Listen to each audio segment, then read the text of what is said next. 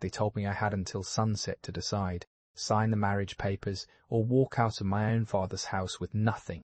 I stood in the marble foyer where I'd taken my first steps as a child, and I watched my stepmother smile like she'd already won. "You're being dramatic, Clara," she said, sliding the documents across the table. "Most girls would be grateful. He's a widower. He has a roof. He'll feed you." My father had been dead for 9 days. 9 days, and somehow every account was frozen, every lawyer suddenly unavailable, every signature that mattered already belonged to her. "Where is the money he left me?" I asked. She didn't even blink. What money? That was the moment I understood. They hadn't just buried my father, they'd erased him. I picked up the pen, not because I was weak, because I knew that the second I left that house with nothing, his name would belong entirely to the people who'd robbed it. I wasn't ready to give them that, so I signed my life over to a man I'd never met, a broke carpenter from a mountain town I couldn't find on a map, a single dad with a little girl and, according to my stepfamily, a mountain of debt. A man with someone else's child, my stepmother sneered as the car pulled away. "That's all you'll ever deserve." Everyone on the steps laughed. I didn't cry until the city disappeared behind me. The town was called Hollow Pine. It took 4 hours of dirt roads to reach it. I expected misery, a leaking shack, a bitter man, a child who hated me on sight. Instead, a tall man in a worn flannel shirt was waiting at the gate. Beside him stood the most serious 7-year-old I had ever seen. "You must be Clara," he said. His voice was quiet, steady. "I'm Ethan. This is Lily." The little girl studied me the way grown-ups study contract. "Are you the one they made marry my dad?" she asked. "Lily," Ethan said gently. "It's okay," I said, kneeling down. "Yes, I am." She tilted her head. "Then you should know he's a good dad, the best one. So don't be mean to him." A 7-year-old made me feel smaller than my entire step-family ever had. That first night I waited for the catch. The house was simple, but warm. Hand-carved furniture, bookshelves built into the walls, a kitchen that smelled like bread. Ethan cooked dinner without a word of complaint. He helped Lily with her reading. He made up the guest room for me without once suggesting it should be anything else. "You don't have to pretend with me," I said finally. "I know about the debt. I know your wife left before she—" His hands went still on the dishes. "People say a lot of things," he said quietly. "You can believe whatever makes the most sense to you." Then he walked away. It wasn't an answer. It was a door, closing, and behind it, I was certain, was a desperate man hiding how far he'd fallen. I had no idea I had it completely backwards. The strange things started small. First week, a man in a suit worth more than the house arrived in a black car. He called Ethan Sir. He begged him to take the call. Ethan handed him a glass of water, thanked him for coming, and sent him away without stepping outside. "Who was that?" I asked. "Nobody important," Ethan said, but the man had bowed to him. People don't bow to nobody. The second week, the local hardware store refused to let me pay for supplies. "Cole family doesn't pay here," the owner said. "Not after what he did for this town." What had he done? Nobody would say. They just looked at Ethan, like he'd hung the stars. Then there were the workers. A crew came to repair the church roof. Hard men who didn't smile easily. But when Ethan walked over to help, they straightened up like soldiers. The foreman shook his hand with both of his. "Anything you need," he said. "You know that. Anything, ever." A broke carpenter, treated like royalty by men who'd never met a man they respected. It didn't fit. None of it fit. And the more it didn't fit, the more I needed to know why. The clue that broke me open came from Lily. We were folding laundry, and I made some small comment about the house being cozy, about how I was getting used to a smaller space. She laughed. "This isn't even small. We've lived in way bigger houses before, with an elevator and a lady who made pancakes." I froze. "What houses, sweetheart?" She shrugged, suddenly careful. "The way kids get when they realize they've said something they shouldn't. Daddy said we don't talk about the before, because before made him sad. Before. That single word followed me around for days. So when Ethan took Lily into town for her music lesson, I did something I'm not proud of. I opened the cedar chest at the foot of his bed. I told myself I was looking for the truth about the debt, about why I'd been traded away like a settlement. But what I found made my hands shake. Photographs. Ethan, years younger, in a tailored suit, standing on a stage beneath a banner I recognized from international news, a global business summit, the kind world leaders attend. Ethan shaking hands with men whose faces I'd seen on magazine covers. Ethan at the center of a boardroom, every eye in the room turned toward him, and beneath the photos, a folded program. One name was circled in faded ink, his.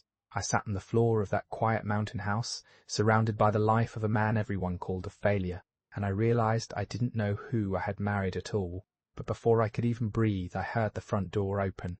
Lily's voice rang out, bright and sudden.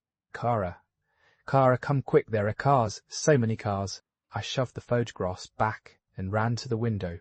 A line of black vehicles was crawling up the dirt road into hollow pine, expensive, identical, official, and leading them pot crooked across the town square like he owned it already, was a silver car I would have recognized anywhere. My stepbrother Marcus. He stepped out, straightened his jacket, and smiled at the little town like a wolf smiling at a field of sheep. He hadn't come to apologize. He'd come to take everything Hollow Pine had left, and he had absolutely no idea whose town he just walked into. I watched from the window as Marcus gathered the townspeople in the square, like a man calling cattle. He had a clipboard, men in suits. That voice my father had always hated.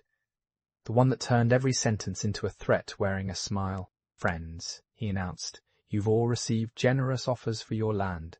Hollow Pine is dying. We want to give you a way out before it's worthless.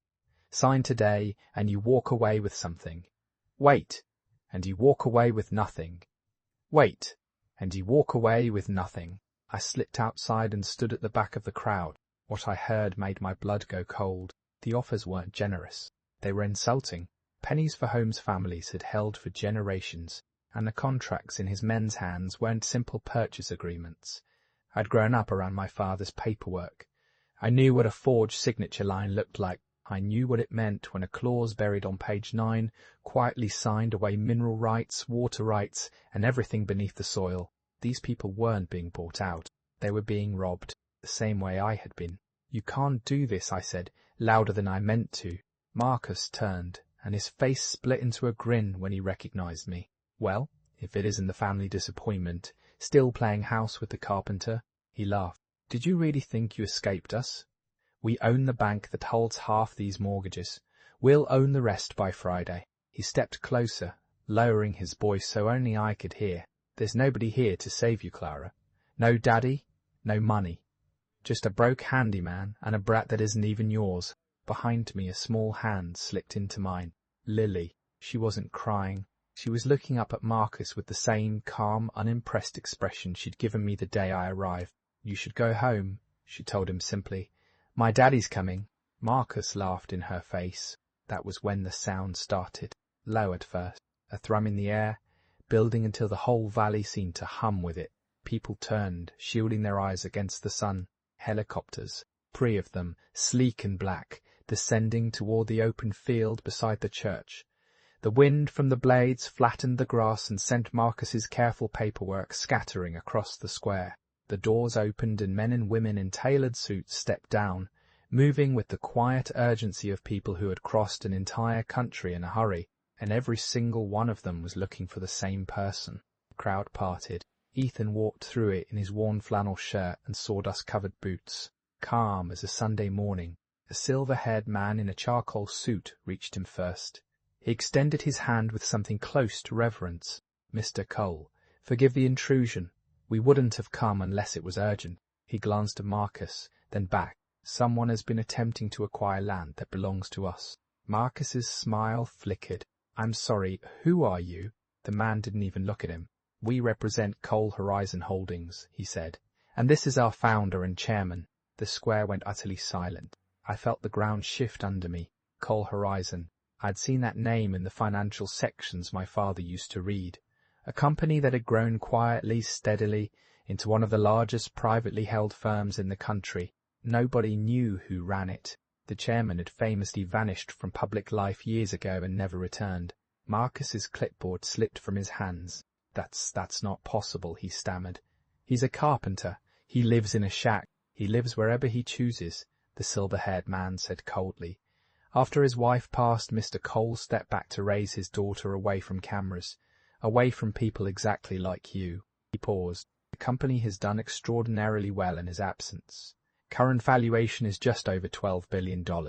I looked at Ethan. He looked back at me, and for the first time since I'd met him, there was something apologetic in his eyes, as if he was sorry I had to find out this way, as if the secret had been a weight he carried for me, too.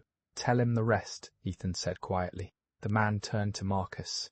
Every parcel of land in Hollow Pine was purchased 3 years ago through one of Mr. Cole's investment trusts.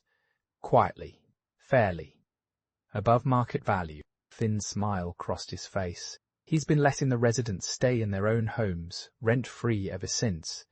You haven't been buying this town, Mr. Bennett. You've been trying to sell a man his own property using forged contracts. That's not a business deal. That's fraud. He paused. And we have every document you filed this month. Marcus's face drained of colour.